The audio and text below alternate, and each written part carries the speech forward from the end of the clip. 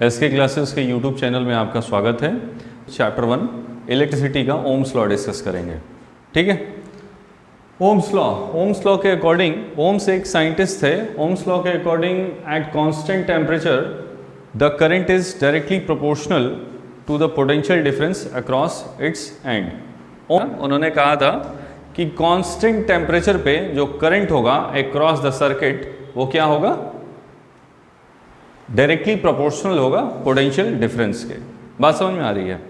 अब इसको समझने के लिए जरा सा कुछ उनके एक्सपेरिमेंट्स थे, वो जरा समझते हैं। ओम्स जी ने एक सर्किट सेटअप किया। This is a circuit suppose करिए, और इस सर्किट में इन्होंने एक यहाँ पे मीटर लगाया, दैट इज एमीटर, और यहाँ पे मीटर लगाया, दैट इज वोल्ट मीटर। ठीक है, सपोज करिए पोटेंशियल इसका 12 वोल्ट का है, 12 वोल्ट का है पोटेंशियल सपोज करते हैं। अभी जब वो रूम टेम्परेचर पे थे तो उन्होंने देखा कि जो पोटेंशियल है, जब पोटेंशियल सप्लाई हो रही है तो करंट की रीडिंग कुछ आ रही थी। सपोज करते हैं 12 वोल्ट की पोटेंशियल है और करंट की जो रीडिंग आ रही होगी मान लेते हैं 5 एम्पियर की आ रही है। ठीक है, लेकिन जैसे ही इस पर्टिकुलर एटमॉस्फेयर का उन्होंने टेम्परेचर बढ़ाया, तो जब यहाँ पे टेम्परेचर उन्होंने रेज किया, अभी तो ये रूम टेम्परेचर पे था इसके पहले, लेकिन जैसे ही इन्होंने टेम्परेचर रेज किया उन्होंने देखा कि जो करंट का फ्लो है उसमें वेरिएशन आ गई। उसमें क्या आ गया? वेरिएशन आ गया। जैसे मान लीजिए उस टाइम तब करंट क्या हो गया, मान लीजिए 4.5 एम्पियर हो गया, या जो भी, मतलब फॉर सपोज, बस सपोज करते हैं हम लोग। ये एक्चुअली ऐसा हो क्यों रहा था कि जब टेम्परेचर बढ़ता है तो सर्किट का रेजिस्टेंस क्या हो जाता है? बढ़ जाता है। रेजिस्टेंस बढ़ने के वजह से क्या होता है कि सर्किट में जो फ्लो ऑफ करंट है वो कम हो जाता है। ठीक है, क्यों? हमने रेजिस्टेंस में आप लोग को बताया था कि रेजिस्टेंस क्या होता है। रेजिस्टेंस में जनरली हिंड्रेंस ज़्यादा ऑफर होता है, जिसके वजह से मैक्सिमम एनर्जी हीट एनर्जी में कन्वर्ट हो जाती है, जिसके वजह से हमको जो आउटपुट मिलना चाहिए था 5 एम्पियर, वो आउटपुट ना मिलके 4 एम्पियर या 4.5 एम्पियर आउटपुट अपने को मिलेगा। समझ में आ रही है? तो हीट बढ़ेगा तो, या टेम्परेचर बढ़ेगा तो क्या होगा, हमको जो पोटेंशियल अप्लाई कर रहे हैं उस हिसाब से हमको करंट नहीं मिलेगा, मतलब डायरेक्टली वो प्रोपोर्शनल नहीं होगा। फिर उन्होंने एक एक्सपेरिमेंट किया, थोड़ा सा टेम्परेचर डाउन कर दिया। जब टेम्परेचर उन्होंने डाउन किया तो उन्होंने देखा, मतलब जैसे ये रूम टेम्परेचर पे एक सेटअप उन्होंने तैयार किया। जब टेम्परेचर उन्होंने लो कर दिया रूम सेटअप में, तो उन्होंने पाया कि पोटेंशियल डायरेक्टली प्रोपोर्शनल था करंट के। जैसे जैसे बढ़ा रहे थे वैसे वैसे पोटेंशियल भी क्या हो रहा था? बढ़ता जा रहा था। मतलब जैसे मेरे कहने का ये है कि 12 वोल्ट पोटेंशियल था तो क्या हो रहा था? 5 एम्पियर का करंट आ रहा था। ठीक है, डाउन किया टेम्परेचर उन्होंने, तो उन्होंने देखा कि 5.5 एम्पियर का फ्लो आ रहा है। जब टेम्परेचर उन्होंने डाउन किया तो उन्होंने देखा कि 5.5 एम्पियर का फ्लो आ रहा है। बात समझिएगा, टेम्परेचर जब डाउन हो रहा है तो रेजिस्टेंस क्या होगा? कम ऑफर होगा, या ऑफर भी होगा तो हीट के फॉर्म में एनर्जी ज़्यादा इवॉल्व नहीं होगी, निकलेगी नहीं, ज़्यादा डिसिपेट नहीं होगी। ठीक है, तो हमारा जो आउटपुट है वो थोड़ा सा बढ़ जाएगा। ठीक है, बात समझ आ रही है? क्लियर है? तो ये चीज़ था, यही दोनों एक्सपेरिमेंट करके उन्होंने अपना कंक्लूजन दिया कि कांस्टेंट टेम्परेचर पे उन्होंने अपना कंक्लूजन दिया कि कांस्टेंट टेम्परेचर पे जो करंट होगा, उनका कंक्लूजन ये था कि कांस्टेंट टेम्परेचर पे जो करंट है वो डायरेक्टली प्रोपोर्शनल है किसके? पोटेंशियल अप्लाइड के। अब आते हैं हम लोग उनके थ्योरी पे कि उन्होंने क्या रिलेशन दिया था। तो current is directly proportional to the potential applied across its end. Circuit में जो पोटेंशियल अप्लाई हो रही है, उन्होंने ये कहा था कि कांस्टेंट टेम्परेचर पे, एट कांस्टेंट टेम्परेचर, यहाँ लिख लेंगे, eight constant temperature, okay, constant temperature पे जो करंट है वो डायरेक्टली प्रोपोर्शनल है किसके, पोटेंशियल अप्लाइड के। अब इस चीज को हम लोग ऐसे भी लिख सकते हैं, we can write it as, इसको ऐसे भी लिख सकते हैं कि potential is directly proportional to current. Okay, अब जो ये प्रोपोर्शनैलिटी कांस्टेंट का साइन है, इसको हमको हटाना पड़ता है। तो इसको जब हटाएंगे तो हमको एक, भाई ऐसे तो अपना रिलेशन तो है जो है सो है, हाँ जो ऐसे रिलेशन है वो तो है ही, लेकिन अब यहाँ डायरेक्टली प्रोपोर्शनल का मतलब आप समझ रहे होंगे। यहाँ डायरेक्टली प्रोपोर्शनल का मतलब ये हुआ कि अगर करंट बढ़ेगा तो पोटेंशियल भी बढ़ेगा। बात समझ में आ रही है? ठीक है, अगर करंट बढ़ेगा तो पोटेंशियल भी बढ़ेगा, और पोटेंशियल अगर घटेगा तो करंट भी घटेगा। इसका मतलब ये हुआ, डायरेक्टली प्रोपोर्शनल का मतलब ये होता है। ठीक है, तो अब ये डायरेक्टली प्रोपोर्शनल लेके तो रिलेशन हम लोग कुछ कर नहीं पाएंगे, लेकिन होगा क्या, अब ये जो प्रोपोर्शनैलिटी का साइन है, इस प्रोपोर्शनैलिटी के साइन को हम लोग को हटाना पड़ेगा, and for that we use a constant that is R. Okay, और उसके बाद ये क्या हो जाएगा, आई। ओके, इसको हम लोग ऐसे भी लिख सकते हैं कि v is equal to I R. एक चीज यहाँ पे ध्यान देने वाली बात है, वो ये है कि ये जो r है, ये वैल्यू इंडिपेंडेंट होती है। कोई भी कांस्टेंट इंडिपेंडेंट होता है, दूसरे के ऊपर डिपेंडेंट नहीं होता है। बात समझ में आ रही है? जैसे ये i और r के ऊपर, सॉरी v और i के ऊपर ये r डिपेंडेंट कभी नहीं होगा। बात समझ में आ रही है? ठीक है, तो यहाँ से हमको एक पोटेंशियल का फॉर्मूला मिल गया, that is v is equal to I R. इससे हम लोग आगे जो भी प्रॉब्लम आएंगे उसको सॉल्व कर सकते हैं। यहाँ पे और 2-3 फॉर्मूले निकालते हैं। जैसे क्या, अगर मान लीजिए आपको i कैलकुलेट करना होगा तो आप क्या करेंगे, v upon r, that is r। Clear है? और अगर आपको रेजिस्टेंस कैलकुलेट करना है तो रेजिस्टेंस इज इक्वल टू क्या हो जाएगा बेटा, v upon i। Okay, resistance, यहाँ रेजिस्टेंस को एक और डेफिनेशन दे सकते हैं। ये रेजिस्टेंस का एक डेफिनेशन यहाँ निकल के चला आएगा कि the ratio of potential difference to the current supplied. ठीक है, या इसको हम लोग ऐसे भी कह सकते हैं, यहाँ पे रेजिस्टेंस का एक और डेफिनेशन आ गया कि the ratio of potential to the current. बात समझ में आ रही है?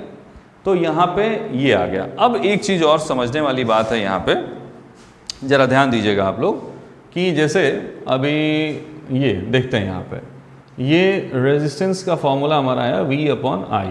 ठीक है, अभी देखिए, अगर करंट को यहाँ पे 2 गुना कर दें तो आपको रेजिस्टेंस क्या हो जाएगा, सीधे सीधे हाफ दिखने लगेगा। ठीक है, अगर करंट को 2 गुना कर दें तो रेजिस्टेंस क्या दिखेगा, हाफ दिखेगा। इसको लिख भी सकते हैं कि if we double the current then resistance R will be halved. ठीक है, दूसरा पॉइंट, इफ वी, अगर मान लीजिए पोटेंशियल को डबल कर दें तो रेजिस्टेंस क्या हो जाएगा, 2 गुना हो जाएगा। ठीक है, if we double the resistance then not resistance, if we double the potential, then the resistance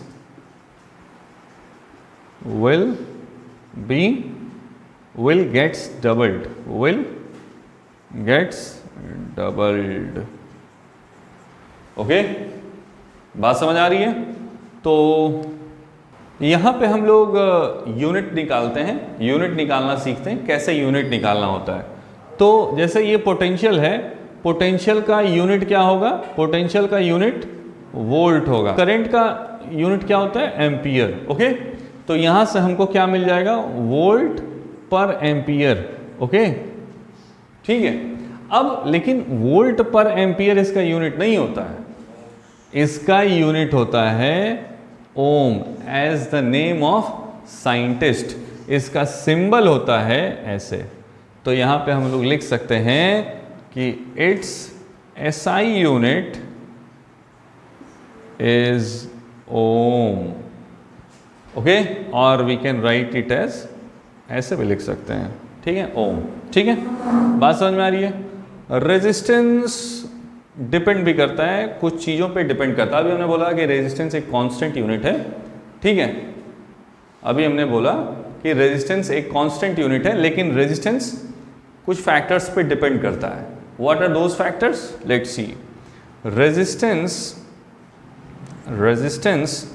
depends on some factors, or we can say that on factors, we can say that factors, okay। तो इसमें discuss करते हैं what are those factors. तो सबसे पहला factor होता है temperature.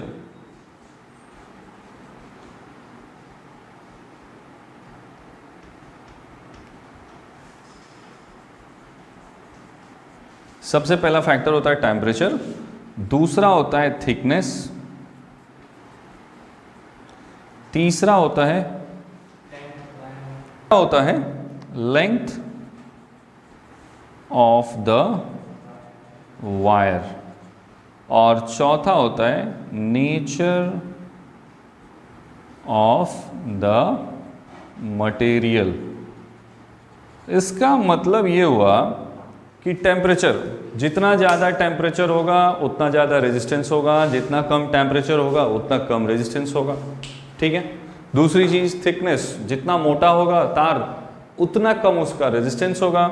समझने वाली बात यहाँ पे ये है कि अगर बहुत पतले तार से कोई हैवी इंस्ट्रूमेंट हम चलाते हैं तो आप सुने होंगे कि तार जल गया। तो तार जल गया का मतलब क्या होता है कि उसको, मतलब उस तार से ज़्यादा अमाउंट में वो करंट ड्रॉ करने की कोशिश कर रहा है और सडनली उसका टेम्परेचर राइज हुआ। अब भाई रेजिस्टेंस उसका ज़्यादा होगा, करंट वो ज़्यादा डिमांड कर रहा है वो अप्लाइंसेस, तो अब जब वो करंट सप्लाई नहीं कर पाएगा तो रेजिस्टेंस ज़्यादा होगा उसमें। भाई सप्लाई नहीं कर पा रहा है क्योंकि तार पतली है, रेजिस्टेंस ज़्यादा है, तार पतली है और रेजिस्टेंस ज़्यादा है, इस वजह से वो क्या होगा, हीट होके क्या हो जाएगा, मेल्ट हो जाएगा। अब वो मेल्ट हुआ तो उसी को हम लोग क्या कहते हैं, मेल्ट होगा तो भाई वहाँ पे कंडक्शन टूट जाएगी ना, कंडक्शन टूट जाएगी तो वो करंट को सप्लाई नहीं कर पाएगा। उसी चीज़ को हम लोग क्या कहते हैं, हम लोग कहते हैं तार जल गया, तार खराब हो गया। बात समझ आ रही है। अगला पॉइंट हम लोग समझते हैं लेंथ ऑफ द वायर, जितना लंबा लेंथ उतना ज़्यादा रेजिस्टेंस। बात समझ में आ रही है। एग्जाम्पल समझते हैं, जितना लंबा, ओके लेट्स सी। चौथा topic, nature of the material, मतलब वायर कौन से मटेरियल से बना हुआ है, अच्छा कंडक्टर है, बुरा कंडक्टर है। बात समझिएगा।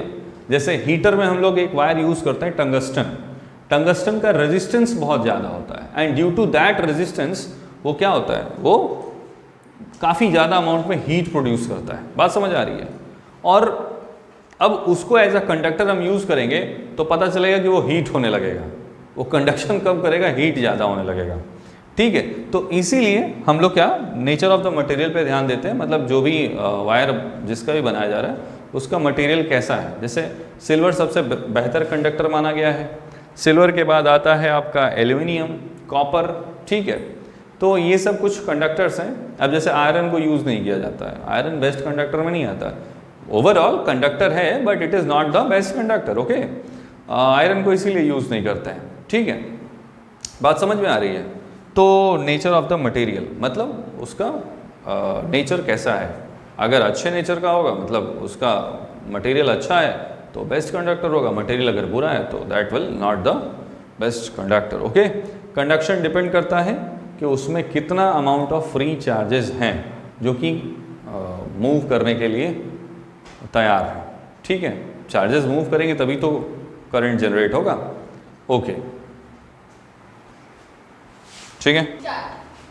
ओम्स लॉ का ग्राफ भी है, पोटेंशियल और करंट के बीच का जो रिलेशन है वो ग्राफ के उससे भी हम लोग समझते हैं कि इसका ग्राफ कैसा बनता है। तो अभी हम लोगों ने बताया है कि कांस्टेंट टेम्परेचर पे इनका रिलेशन अभी हम लोगों ने डिस्कस किया है। अब इन दोनों की जो वैल्यू है ना वो कांस्टेंट आएगी, इन दोनों की वैल्यू कांस्टेंट आएगी। समझते हैं। जैसे देखिए हम लोगों ने अभी डिस्कस किया आर क्या होगा, आर क्या होगा, वी अपॉन आई। ठीक है, अब एक केस में कंसिडर करते हैं, V1 होता है, I2 होता है, V2 होता है, I2 होता है। दूसरा कंडीशन, तीसरा कंडीशन डिस्कस करते हैं, V3 अपॉन I3। चौथा कंडीशन डिस्कस करते हैं, V4 I4। ये सारे जो कंडीशन है ना, इन सबों को जब सॉल्व करेंगे तो एक कांस्टेंट वैल्यू आएगी। क्या आएगी? एक कांस्टेंट वैल्यू आएगी। बात समझ आ रही है? यहाँ पे मैंने I2 लिख दिया था, इसको आप I1 लिखेंगे। ठीक है, तो ये देखिए रिलेशन देखिए, V1 अपॉन I1, ये V2 upon I2, V3 upon I3, V4 upon I4, ये सारे जो रिलेशन है ना, ये सब एक कांस्टेंट वैल्यू आपको देंगे। बात समझ में आ रही है?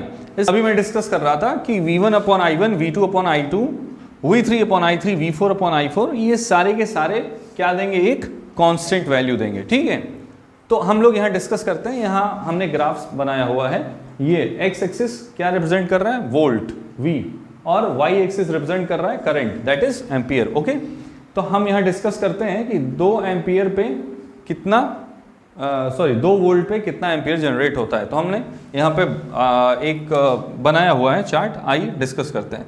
यहाँ से डेसिमल हटाएंगे, ऊपर 0 जाएगा, तो इसका पोटेंशियल कितना आ गया?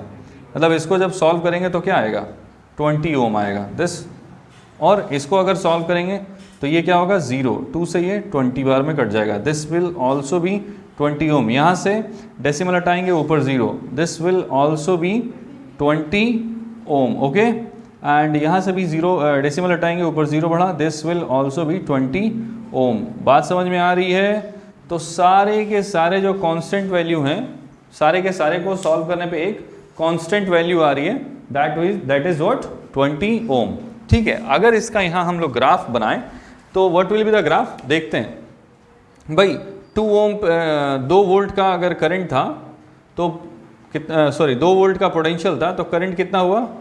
0.1 एम्पियर। ओके, 4 वोल्ट का पोटेंशियल था तो करंट कितना हुआ? 0.2 वोल्ट का, 0.2 एम्पियर का। ओके, और 6 वोल्ट का पोटेंशियल हुआ तो करंट कितना हुआ? 0.3। ओके, 8 का हुआ तो कितना हुआ? 0.4। बात समझ में आ रही है? अगर इसको हम ड्रॉ करें तो what it is? A straight line. तो जो VI का जो ग्राफ होता है, पोटेंशियल और करंट का जो ग्राफ होता है, वो हमेशा क्या होता है? एक स्ट्रेट लाइन। इसकी एक कांस्टेंट वैल्यू होती है, इसी कांस्टेंट वैल्यू की वजह से इसका जो ग्राफ होता है वो क्या होता है? स्ट्रेट लाइन में होता है। बात समझ आ रही है? क्लियर है? ठीक। रेजिस्टेंस हम लोग डिस्कस कर रहे थे, रेजिस्टेंस का हम लोगों ने यूनिट डिस्कस कर लिया। अब हम लोग डिस्कस करते हैं टाइप्स ऑफ रेजिस्टेंस। तो 2 तरह के रेजिस्टेंस हैं, पहला हो गया ओमिक रेजिस्टेंस और दूसरा हो गया नॉन ओमिक रेजिस्टेंस। तो ओमिक रेजिस्टेंस क्या होता है? ओमिक रेजिस्टेंस का मतलब ये हो गया कि जो ओम्स लॉ को फॉलो करेगा उसी को हम लोग क्या बोलते हैं? ओमिक रेजिस्टेंस कहते हैं। तो ओम्स लॉ को फॉलो करने का मतलब क्या हुआ? ओम्स लॉ को फॉलो करने का मतलब ये हुआ कि V1 upon I1, V2 upon I2, V3 upon I3, ये सारे के जो वैल्यू आ रहे हैं ना, ये कांस्टेंट होंगे। दैट इज, इसका मतलब ये हुआ कि ये ओम्स लॉ को क्या कर रहा है? फॉलो कर रहा है। ठीक है, बात समझ में आ रही है? चलिए आगे बढ़ते हैं। इसका जो ग्राफ होगा, इसका ग्राफ ऐसा होगा स्ट्रेट लाइन में। इसका ग्राफ कैसा होगा? स्ट्रेट लाइन में। ठीक है, अब डिस्कस करते हैं नॉन ओमिक रेजिस्टेंस। तो नॉन ओमिक रेजिस्टेंस ये होता है, वो ओम्स लॉ को फॉलो नहीं करता है। ठीक है, तो उसका डेफिनेशन देखते हैं जरा। नॉन ओमिक रेजिस्टेंस हम लोग डिस्कस कर रहे थे। The resistor which do not obey the Ohm's law, जो रेजिस्टर ओम्स लॉ को फॉलो नहीं करता है उसको हम लोग क्या बोलते हैं? Non ohmic resistance. ठीक है, या नॉन ओमिक, हाँ ठीक है। ओके, अब इसका जो रिलेशन है, जैसे रिलेशन V1 अपॉन ये I1 is not equal to V2 upon I2। Okay, अगर V2 अपॉन कोई ज़रूरी नहीं है कि ये दोनों बराबर हो और तीसरा वाला बराबर ना हो, तीसरा वाला बराबर हो सकता है। ओके, ठीक है, तो ये एक तरह से एक एग्जाम्पल हो गया, मतलब ये रिलेशन होता है जो कि कांस्टेंट नहीं होता, मतलब बराबर नहीं होता ये इनके, ठीक है, बात समझ आ रही है। इसको हम लोग कहेंगे ये कांस्टेंट नहीं होता है, ठीक है, ये एक कांस्टेंट वैल्यू, ये कांस्टेंट वैल्यू नहीं देता है, एक कांस्टेंट वैल्यू ये नहीं देता है, बात समझ आ रही है, क्लियर है। अगर इसके ग्राफ के बारे में डिस्कस करें तो इसका जो ग्राफ होता है ना, वो जैसे मोशन हम लोग पढ़ते थे इस तरह से, या इसका ग्राफ इस तरह से भी हो सकता है, ठीक है, बात समझ में आ रही है। तो ये हो गया इसके वी ग्राफ, क्लियर है।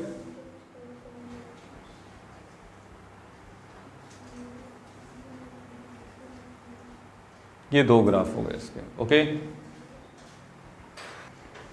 ठीक है। रेजिस्टिविटी हम लोग डिस्कस करते हैं।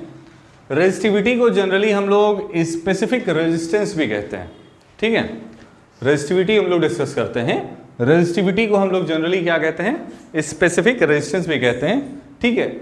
इसको डिस्कस करने के पहले ये चारों फैक्टर जो हम लोगों ने पढ़े थे उसको एक बारी हम लोग याद कर लें। जैसे पहला हम लोगों ने पढ़ा था फैक्टर्स अफेक्टिंग रेजिस्टेंस, यहाँ पे फैक्टर्स अफेक्टिंग होगा, फैक्टर्स अफेक्टिंग रेजिस्टेंस, जो रेजिस्टेंस को फैक्टर अफेक्ट कर रहे हैं वो कौन कौन से थे। फैक्टर्स अफेक्टिंग रेजिस्टेंस, पहला था लेंथ ऑफ द वायर, हम लोगों ने डिस्कस किया था जितना ज़्यादा लेंथ होगा उतना लंबा, सॉरी उतना ज़्यादा रेजिस्टेंस। थिकनेस को जनरली हम लोगों ने थिकनेस हम लोगों ने डिस्कस किया था जितना मोटा पतला होगा, दैट इज उसको हम लोग एरिया ऑफ क्रॉस सेक्शन भी कहते हैं, ठीक है। जितना ज़्यादा एरिया ऑफ क्रॉस सेक्शन होगा, जितना ज़्यादा थिकनेस होगा उतना कम रेजिस्टेंस होगा। Nature of the material used, किस टाइप का मटेरियल उसमें यूज़ कर रहे हैं हम लोग कंडक्टर में, ठीक है, बात समझ आ रही है। और चौथा था इफेक्ट ऑफ टेम्परेचर, टेम्परेचर का क्या इफेक्ट होगा। तो इसी को रेजिस्टिविटी में हम लोग कंबाइन करेंगे, इसी रिलेशन को हम लोग इसमें स्टडी करेंगे। तो देखते हैं पहला क्या है, जो लेंथ ऑफ कंडक्टर है वो डायरेक्टली प्रोपोर्शनल होता है किसके, रेजिस्टेंस के, बात समझ में आ रही है। जितना ज़्यादा लेंथ उतना ज़्यादा रेजिस्टेंस। तो पहला जो स्टेटमेंट होगा वो ये होगा, ये अलग है, इसी से रिलेटेड है ये। तो resistance of conductor is directly proportional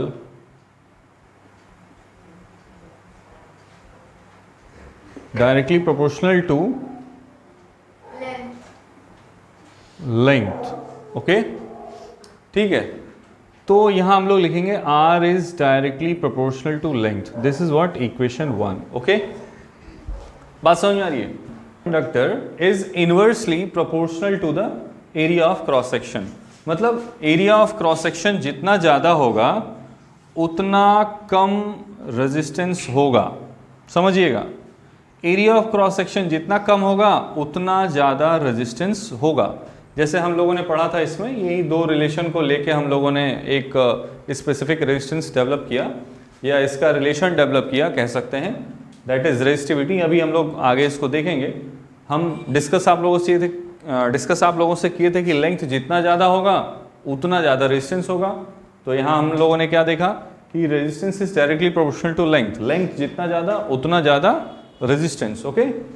फिर दूसरा पॉइंट कि थिकनेस जितना ज़्यादा होगा उतना कम रेजिस्टेंस होगा, तो उसको एरिया ऑफ क्रॉस सेक्शन भी कहते हैं। वही हमने यहाँ पे बताया कि resistance is inversely proportional to the area of cross section, जितना ज़्यादा एरिया उतना कम रेजिस्टेंस, जितना कम एरिया उतना ज़्यादा रेजिस्टेंस, बात समझिएगा, ठीक है। अब इसको हम लोग कंसिडर कर लेते हैं इक्वेशन 2। इसको हम लोग क्या कंसिडर कर लेते हैं, इसको कंसिडर कर लेते हैं इक्वेशन 2। अब ये दोनों इक्वेशन को हम अगर कंबाइन करें, कंबाइनिंग या दोनों इक्वेशन को हम अगर सॉल्व करें या कंबाइन करें कह सकते हैं, अगर दोनों इक्वेशन को हम कंबाइन करें, combining equation 1 and equation 2 we get what we get, let's see. देखिएगा, ध्यान दीजिएगा, r is directly proportional to length upon area. अगर प्रोपोर्शनैलिटी कांस्टेंट का, अगर प्रोपोर्शनैलिटी साइन हम हटाते हैं तो एक कांस्टेंट यूज़ करेंगे and that constant is what, rho. Okay, L upon A. हम लोग इसको जनरली क्या बोलते हैं, रो, RHO. ओके, क्लियर है, इसको हम लोग क्या बोलते हैं, रो. ठीक है, अब यहाँ से अगर रेजिस्टिविटी रो निकालते हैं हम लोग तो क्या हो जाएगा, R multiplied by A upon L. Okay, resistance का एक फार्मूला यहाँ पे मिल गया और एक रेजिस्टिविटी का फार्मूला मिल गया. बात समझ में आ रही है. रेजिस्टिविटी को हम लोग किससे डिनोट करते हैं, ध्यान दीजिएगा, रेजिस्टिविटी को हम लोग किससे डिनोट करते हैं, रो से, जिसको हम लोग क्या लिखते हैं, RHO. ठीक है, रो. ठीक है, अब इसका अगर यूनिट बनाएं, हम इसका यूनिट बनाएं रेजिस्टिविटी का, तो क्या होगा समझिएगा. रेजिस्टेंस, रेजिस्टेंस को क्या बोलेंगे, ओम. एरिया को क्या बोलेंगे, मीटर स्क्वायर. और लेंथ को क्या बोलेंगे, मीटर. मीटर और मीटर एक कट गया, आपका क्या बचा बेटा, ओम मीटर. तो हम यहाँ पे क्या लिखेंगे, it's SI unit, it's SI unit is what, ohm meter. इसको हम लोग ऐसे भी लिख सकते हैं, ओम मीटर. क्लियर है, बात समझ में आ रही है. ठीक है, रेजिस्टेंस की तरह, रेजिस्टेंस हम लोगों ने जैसे डिस्कस किया था, रेजिस्टेंस एक कांस्टेंट यूनिट था जो कि V और I के ऊपर डिपेंडेंट नहीं था. उसी तरीके से यहाँ पे हम लोग रेजिस्टिविटी डिस्कस कर रहे थे. रेजिस्टिविटी भी एक कांस्टेंट यूनिट है जो कि ना R के ऊपर डिपेंडेंट है, ना L के ऊपर डिपेंडेंट है, ना A के ऊपर डिपेंडेंट है. ओके, बात समझ में आ रही है. तो हम लोग वही डिस्कस कर रहे थे. The resistivity does not depend on the length of wire और thickness of wire. It only depends on nature of material used and temperature. Resistivity सिर्फ और सिर्फ नेचर ऑफ मटेरियल पे और टेम्परेचर पे डिपेंड करती है. ठीक है, यहाँ पे रेजिस्टिविटी हमारा ख़त्म हो गया. रेजिस्टिविटी टॉपिक ओवर, और बाकी हम लोग डिस्कस करेंगे न्यूमेरिकल्स अगले लेक्चर में. ओके.